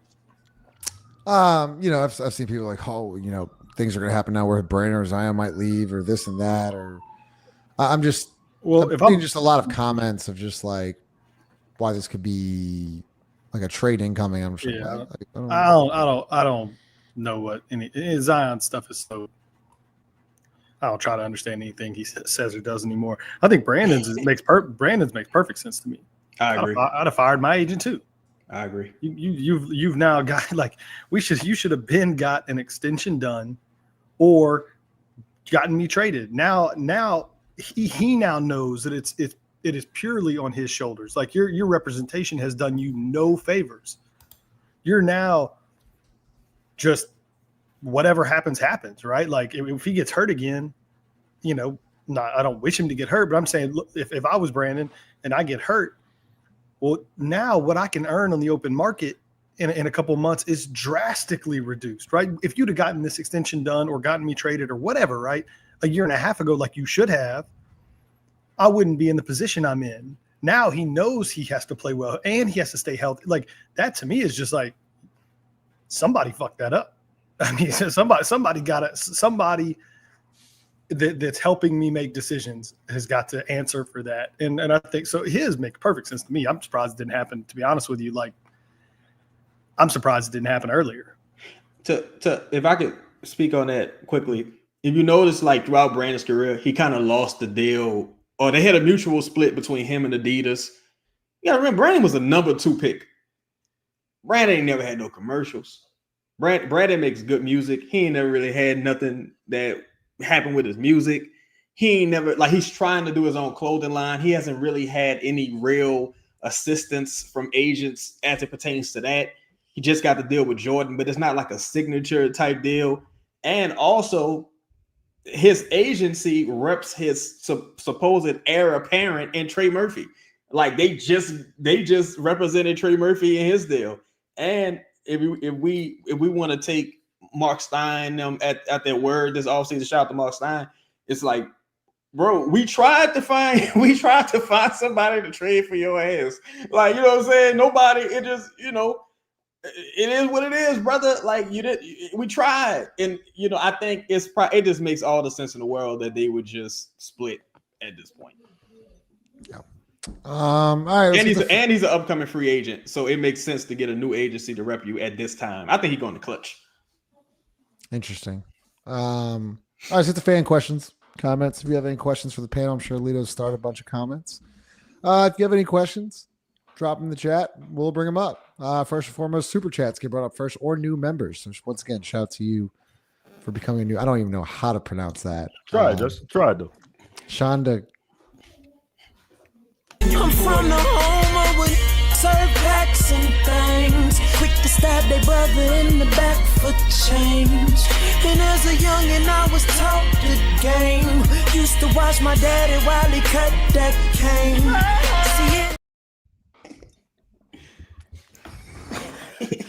Shout out to you, remember? Shout out to Virginia. Super chat, $2 Nightmare Fuel, Space Nightmare African Fuel. Jesus. Appreciate your super chat. New chats is gonna pull some funny shit, but I low key still Fell for it thinking Griff actually made a statement. That wasn't me, brother. That wasn't me. Shane, always appreciate your super chat. So, all right, so were Shane. those games he missed at the start of the year actually because of the hamstring? He looked good in preseason, then struggled once he got back. I'm gonna say the first game with the illness, I think it was complete bullshit, but whatever. If you don't believe me or not, that's fine. He then missed. Did he miss anything? The hamstring with the. What game was that? He missed the Bulls game. No, the Bulls game was the illness. What was the game where he warmed up and went back? That was Was it? That was shit. Hold on. That was Atlanta. Yeah, I don't. No, yeah, was that Atlanta? Was that a thigh? Yeah, that was Atlanta and right Portland. hamstring. Yeah, okay, Atlanta, Portland. That was the back-to-back at home. Was the Portland the second night of back-to-back? Yeah, the second night of back-to-back. That was. Yeah. I don't know about that. I don't believe that. The first one, sure, if he had hamstring tightness or whatever. The second one's complete bullshit. Doctor's orders, yeah, get the fuck out of here. Donald, appreciate you. The super chat, $20. So I work with patients that deal with chronic pain and spine injuries. The series of injuries, in my professional opinion, indicate a muscle pattern issue where he is overusing muscles, which is indicative of non-compliance. That's smart as shit. He said some smart shit. Donald's a smart guy. Appreciate you, Donald. Ezekiel, appreciate the super chat. Remember when Griff threw shade at Braun for all the power in Cleveland? He should be able to deal with this better. Fire him. When Griff made that statement, bro. When Griff made that comment, that should have told us a lot more than it told us at the time. Yeah, it really should. No, that's pretty crazy. You think Jerry Krause like dealing with everything that came with Michael Jordan, or you think he was like, I mean, I'll take 6 championships and get a chance to build.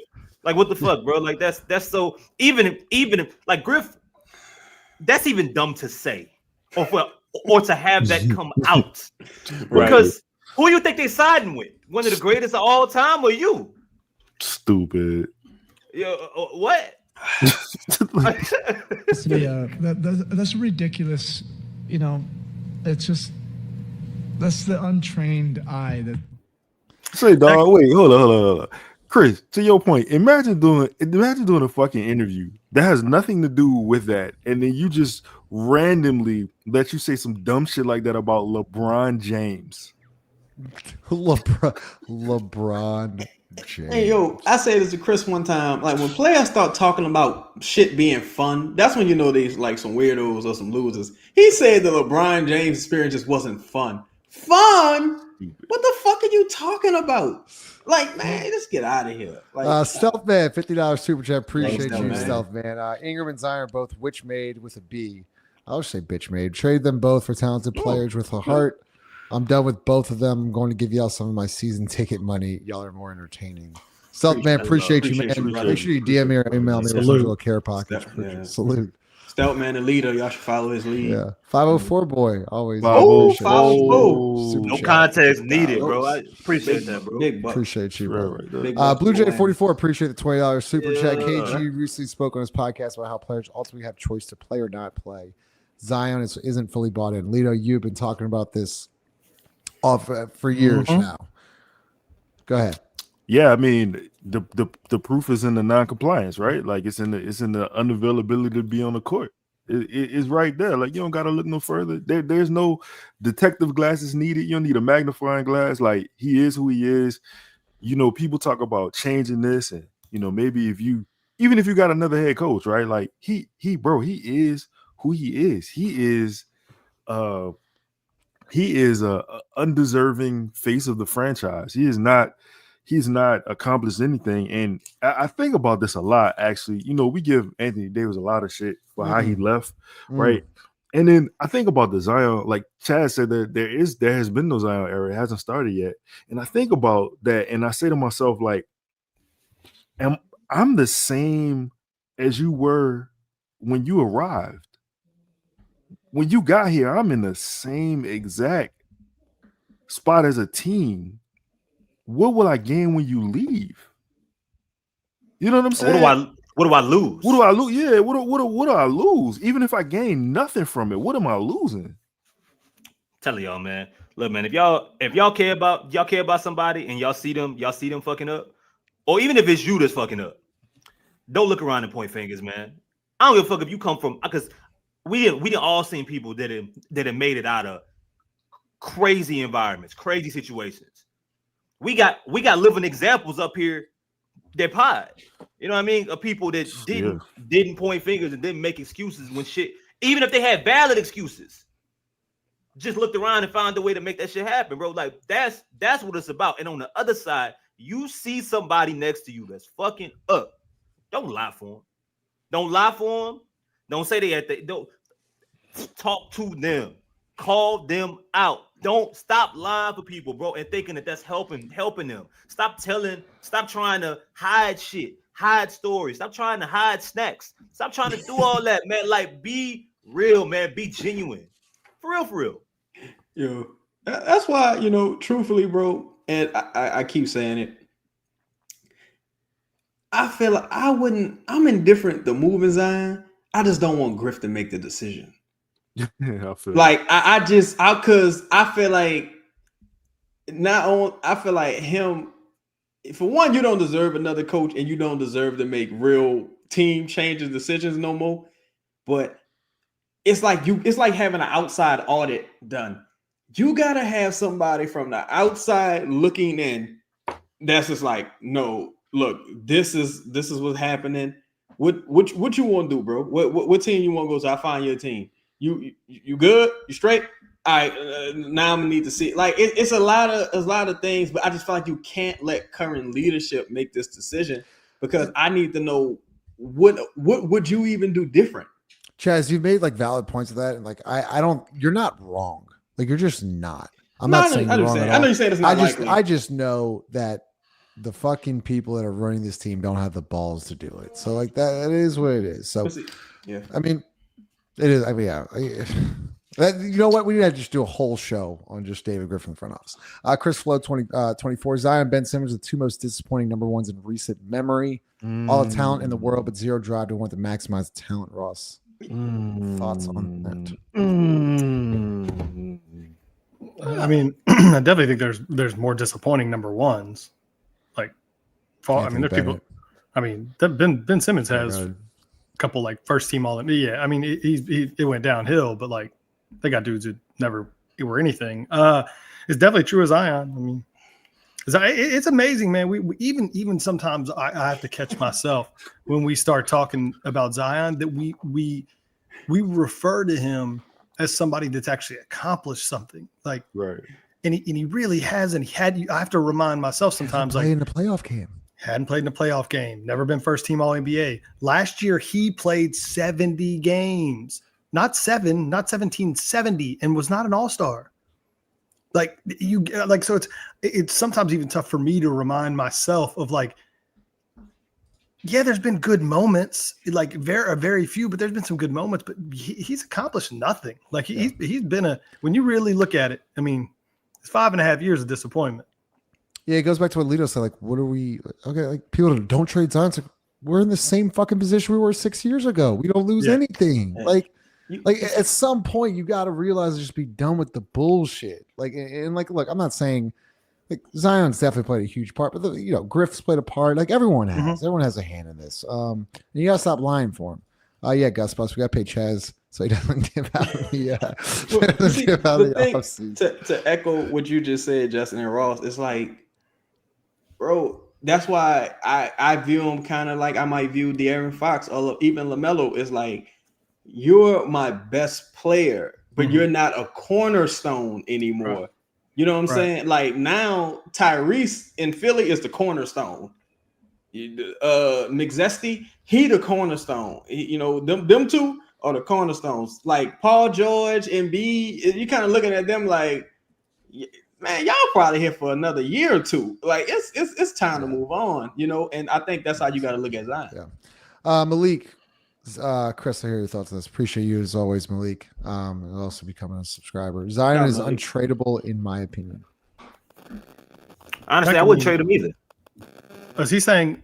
Just a point of clarification. Is he saying untradeable in the sense that you'll get nothing? Yeah, is he saying his league wide, like he's untradeable, that we can't trade him, like nobody else is going to want him, kind of like Brandon this offseason? Or is he saying I wouldn't trade him? Is that one of us? I don't know what that is. Oh, I mean, might be me, but go ahead. I'll mute my mic. But clarify that, Malik. Because I don't think you would get nothing great for him, but the thing you got going for you is people going to look at all of these other injuries as well and say, it's the organization. Let's just go, and y'all fired a renowned medical person and it's still happening. Shout out to Aaron Nelson. So they're going to say, it's y'all, it's whatever.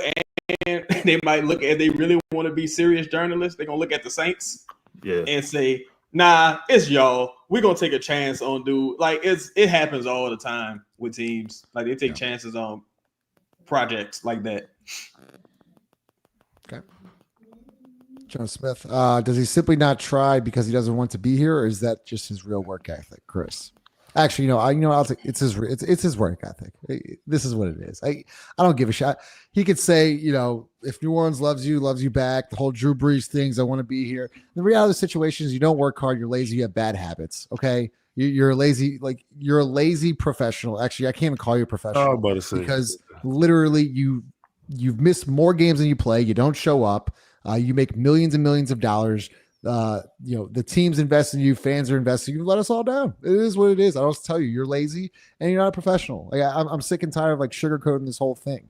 Does he want to be here? I don't care. If you want to go somewhere else, go, man. Literally, this is now 6 years of this bullshit. I've learned doing this podcast and doing this whole network thing. New Orleans has really passionate fans. I'm not blowing smoke up anybody's ass, pause, whatever you want to do. I'm just saying, I can't believe some nights after watching G League games, we'll have 300. We'll have over 300 people in this room right here, just seeing just different podcasts and the numbers and the supporters and all that stuff. New Orleans has very, very passionate fans. And when you do this type of shit and you play straight in our face, we get pissed off. We get pissed off. Anthony Davis was fine until literally he said, "That's all, folks."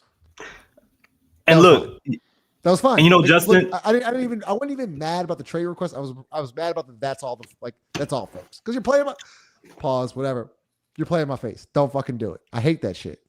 Yeah. What? Oh, yep. Go. All right. I don't care. I don't care. I don't care. He said it about 7 times. I'll say it again. Don't play my face. That's 8 right there. Yeah. I mean, he wants. All right. Next. Final room. I understand. Look, man. I think what's crazy too about all this, it's not I don't feel any smarter or happier that Zion is underperforming or Zion isn't doing what he's supposed to do, or we're sitting up here criticizing him. It don't make me feel better. The team is 4-13 and 4-14. That. This is not you want to talk about fun. This ain't fun. The only thing that's fun is the fact that we got the people up here that we could laugh, joke, and talk and talk shit with. And we got people in the chat, y'all that show up, like Justin said, 328 of y'all to help make this fun. If it was 3 of y'all, I wouldn't be here. It would be a lot less. It just so this ain't the truth. So truth hurts sometimes. And that's the thing, man. None of this is fun. None of this is. I would much rather the team be 13-4 right now. I would much rather Zion having a great career right now. Zion taking care of himself. Zion being injury-free. The Pelicans being a great organization, a good organization. I'd rather not be talking about this shit. I'd rather not hear some of the things. There's so much shit that we have not said. So many things that we have heard that we have not talked about, which is crazy. It's absolutely crazy. None of this shit is fun. I don't get I don't know if people think, anybody that thinks that we're negative or we when the team loses, I'm not yes, maybe in the short term, if I want them to get a higher draft pick or I think the season is over with, but long term, bro, that shit don't make me happy. I think what people missing is that you want to you would rather the team to start over. Like to Rocky's question, like with the franchise, if they lose every game the rest of this season, if that's what it takes for them to fire everybody and start over, that's the sacrifice I'm willing to make, just because it's like, bro, I don't want to have to keep dealing with shit like this. Santa baby, this lip was stable. Y'all are unbelievable with this shit. Let's get some more questions. The Ross, seriousness, to Chris's point, it's time. Like, if they got to lose to move on, lose. Like, let's move on. Yeah. Kendall Jones, at some point, Zion has to reach out to real professionals to see what he needs to do instead of his stepdad, who hasn't been on this level of professionalism. I think it's a great comment, great question. So I want to hear from Ross and Lito. But, we've talked about this all the time about how, early on, go reach out to Barkley, and then even Shaq has talked about it, like reach out to me. Like, he doesn't reach out to anybody, and I also think that's a problem. Ross, go ahead. Yeah, sure. I don't really know what else. Like, I don't have much to add to that. Yeah, sure. Like, do whatever you got to do. I just don't think this would require a level of self-awareness that he does not have. Like, he's not. I don't think Zion thinks Zion has a problem. Like, this is the issue. Like, you're 5.5, 6 years into this. I don't think he thinks there's anything wrong. He might think he has some bad luck, but like, this guy has done like this. This is him. And it's not like he didn't just last year decide to start being lazy or something. Like, I don't. He's been lazy. Yeah, like, I don't know the man's stepdad. I'm not gonna comment on his stepdad or whatever. I don't know his family. I don't know him other than just the shit we see happen. But yeah, do whatever you got to do to make you a better player, better person, better father, whatever you think you got to do. But I'm of the opinion that I don't think Zion thinks he has any issues. And I think he also might feel like, them 2 seasons that I came in and I looked like I was overweight, that was my best seasons. Stan Van Gundy and Alvin Gentry. Yeah, no, Stan Van Gundy in last year, because that motherfucker looked fat last year in the media day. Hey, can't pull fat. Well, fat is relative. He just looked diesel, and it's like, you too heavy. But that's when you end up playing 70 games. Yeah. Lito, are we losing anything by trading Zion from Hoffa? No. No. You haven't. No, you losing nothing. You know what I'm saying? Yeah. Go ahead, Ross. I'm sorry to cut you off. I was gonna say there's a time I would have said you lose season ticket sales, but I don't even think you lose that. I don't think anybody's showing up for Zion because he don't ever show up. Yeah. Hey, let me expound on that a little bit. Like, and Edwards had a comment last year, maybe 2 years ago, where he was saying like he plays hurt because there's a kid in the stands who has never seen him play before, and he wants to leave that impression on him. And you hear, like, I don't know if y'all there was a podcast Lou Will was on the other day, and Lou Will was talking about how there was a threat in the arena, SWAT team came down, shit like that, right? Everybody just around, like Kobe. Yeah, and they ain't say nothing. They just went back in the stands. They let them play the game and shit. After the game, they found out what was going on. So Lou Will was like, "What was up with that?" And it was like, "Man, ISIS is like threatening to blow this shit up." Man, Kobe Bryant was like, "They wasn't gonna do nothing with me in here." It's like, you know what I'm saying? Like, that kind of delusion. Like, I want that kind of motherfucker on my team, dog. Like, I want that. I hate this. I hate this bullshit that we gotta deal with. We on a Sunday show talking about a team who has like actually people we should be talking about, like Brandon Boston and Missy, and even you could even say, for Brandon's shortcomings last year or the year, the couple years, like, he has bought into, obviously it's a contract year, but he's trying. I can't never even say in the 6 years, like, obviously Zion is tremendously talented, but I can't say he has tried. He has not tried to buy into, fit into a certain team situation scale. And I know that by his skill set still being the same after year 6. That's all I have. It was some terrible comments. I'm No. I'm like goddamn. Yeah, no, not you. Yeah. I feel like you ain't lost shit because you ain't got shit. I mean, like what you go like you 4-13 right now, right? If you go into next season without him, what you gonna be 2-30, 2-15? Like you ain't really got nothing. Like and that's why it's more of a team building exercise to where like bro, this is a bad team. Like or it's been handled poorly. I'll say that. It's been handled extremely poorly. Because you look at OKC. OKC just got Hartenstein back. Now Chet's gone. Nothing stopped for them. Like, you know what I'm saying? Nothing has stopped for them. And they still got salary and desirable players and picks to where if they say, man, you know what? Fuck it. Look, give us Zach LaVine. Like, we'll just take a chance on Zach LaVine. And that's and Chaz, that goes back to the whole perception thing, the way I feel like this organization, ownership group, so on and so forth, only cares about perception. It's the only thing they care about. They don't care until people are looking at them and saying, y'all fucking up, y'all look bad. And they won't trade Zion unless he requests, or it becomes a situation to where like it is the approval on the Pelicans making a move on Zion is so high and accepting and making it look like they're making a good decision because they don't want to deal with New Orleans had another superstar that they couldn't find a way to just add them to the list. But that's the thing. If you care more about perception than actual action, that shit like that is like a sickness. It leads, it bleeds through the entire business, through all the people, through the employees, and so on and so forth. If they cared more about action versus what people thought consistently, we wouldn't be having some of these damn conversations. Absolutely. Hold on, Ross. I get to a super chat here real quick. Carl, appreciate your super chat. We'll get to this in a second. Go ahead, Ross. No, I was just gonna say it like Chris is so right because you've seen a bunch of teams in the 5 years we've had Zion and Griff, and we're supposed to be building all this stuff.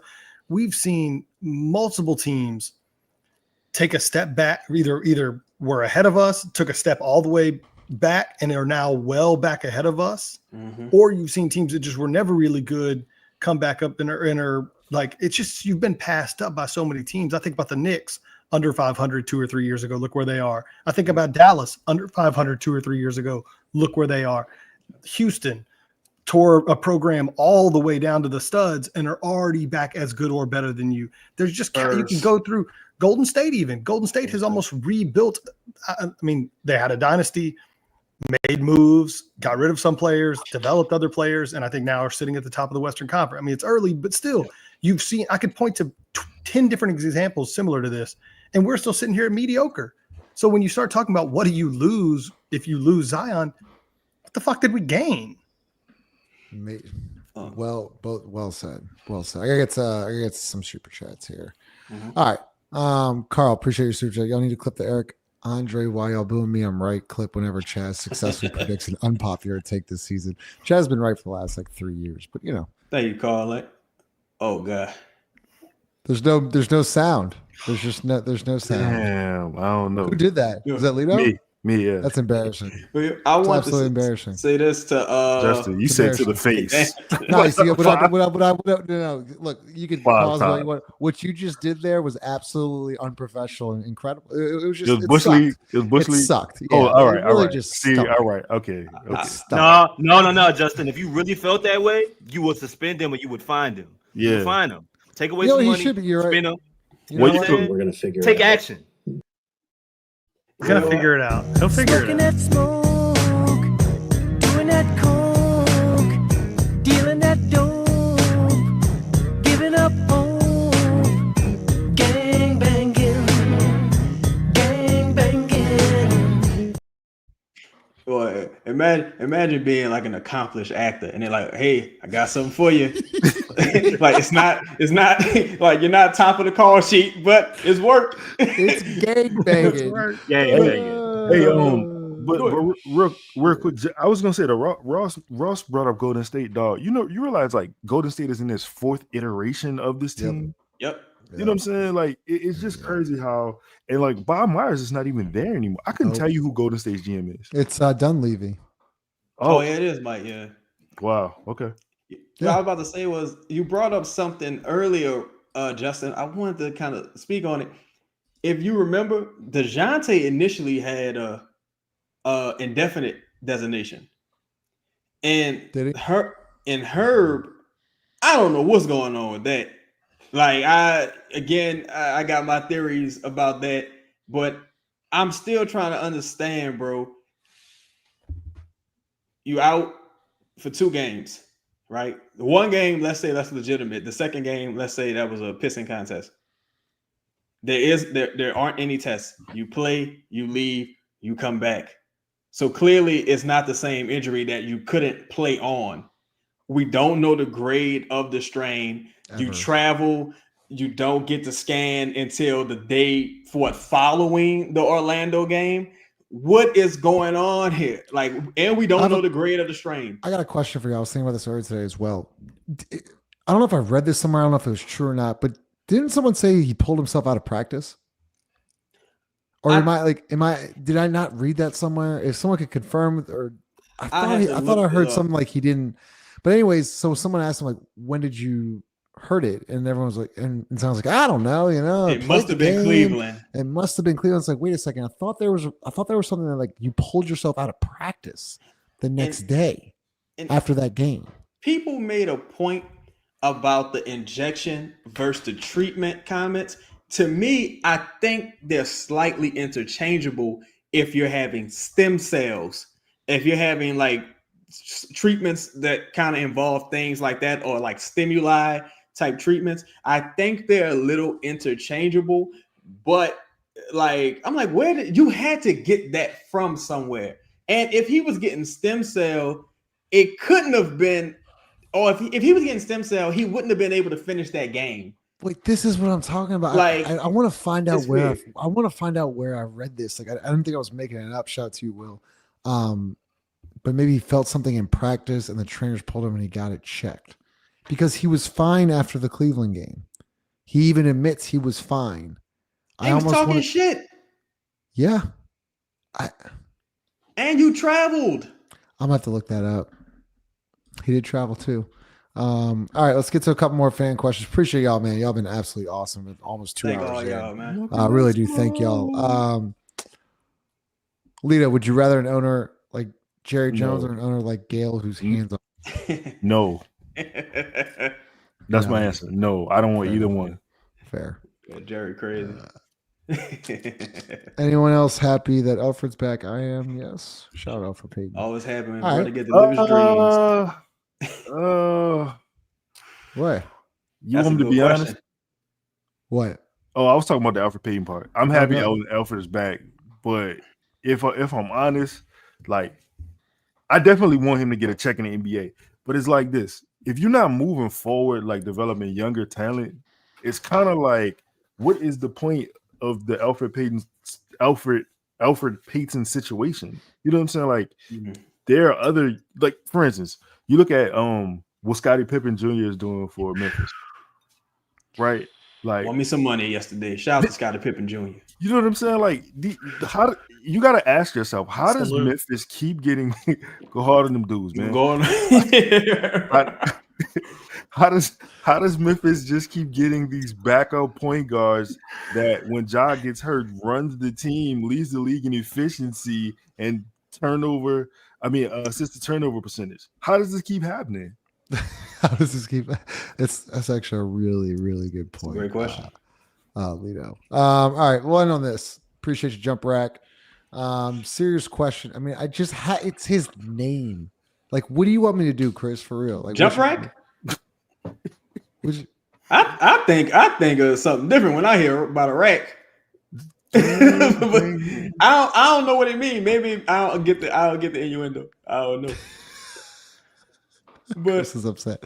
Serious question. Let's say we take and get the number 3 pick. Who'd we even get?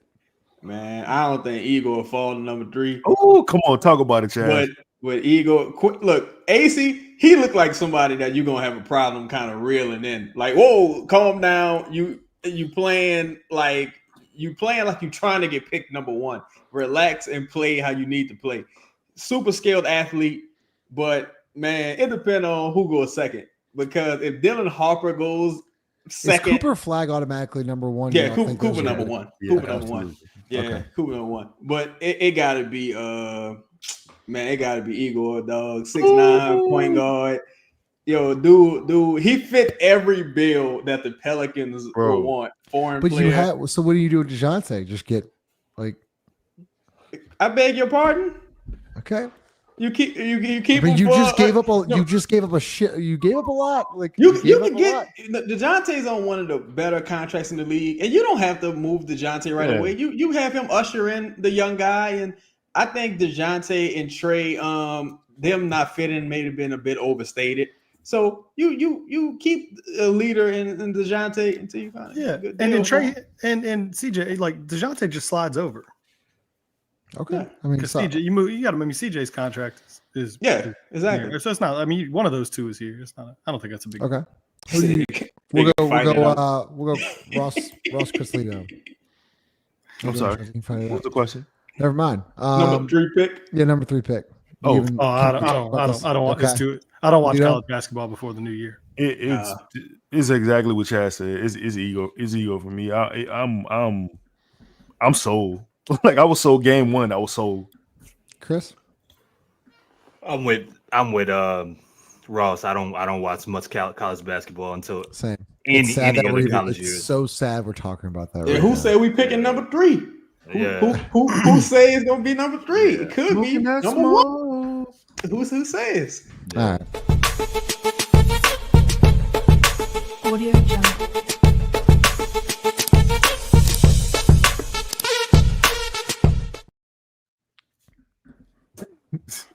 I didn't even know this was happening. Oh, check this out, man. The Pelicans are living what you would call a dream deferred with Zion Williamson. Everything that was promised, everything that you were told was going to happen, it has been a lie, or it has been pushed off. It's been borrowed. It's on borrowed time. Time is not even due yet. It's still being borrowed, right? What if you developed? What have you added? What have you gained? And the answer to that is like, you've just lost money. As a fan, you've lost money. You've shelled out money for some shit that has not happened. You've brought your kids, your family to games. You pay for season tickets. And like, what have you gotten for that? You've got absolutely nothing. So when you ask me what I'm losing for Zion Williamson, I don't feel anything anymore, because I got off that narcotic a long time ago. I'm not missing anything. Yeah, that was a little crazy, Chris. But that was a little crazy. But yeah, man, I just feel like this is a dream deferred. And one day, man. Oh shit! I'm like, what the fuck happened? I don't know what happened. I don't know what's Chris. happening. Yeah. Just in the show. It's all right. No. He don't get to say that, and the show in that way. He don't get that, bro. Like what? Yeah. He said, I don't feel anything anymore. What the fuck does that mean? You can't have feelings? Yo, feelings is We ain't no motherfucking freaks. We some family men. We getting it paper. Know what I'm talking about? Nah, dog. That's dog. Come And on. shout out Company Burger. Company Burger is the official burger of Pro Pels Talk and Boot Crew Media. Located at 4600 Ferret Street, Company Burger has been locally owned and operated for 11 years. Grind the meat, bake the buns, make the mayo, get the homemade tots. Company Burger uses Creekstone Farms prime beef to create the best burger in the city, with milkshakes to go and a full bar. Company Burger is open every day besides Tuesday from 11 a.m. to 10 p.m. Can't make it out? No worries, we have you covered. You can order online right now at thecompanyburger.com or check them out on the Toast or Uber Eats app. Company Burger, the official burger of Boot Crew Media. Appreciate Yo, this everybody. chat's sick. This chat's sick, dog. Yeah, there you go. Look, man. Chunk's If you out of hungry, control. and you want to feel something, go to Company Burger. That's what Lito say, right? They had 2 Yeah. capital E's in that beef. That I just heard it for the first time. Crazy, Like dog. beef. I like, oh, okay. Man. They didn't ask you to say it like that either. That's crazy.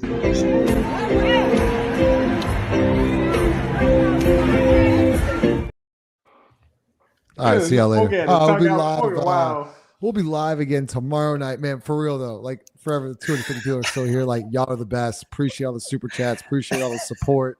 If you are a new member, make sure you DM me, email me about the t-shirt package. I can send over to you. I was gonna say package. I already knew Chris was just, yeah. We'll see y'all later.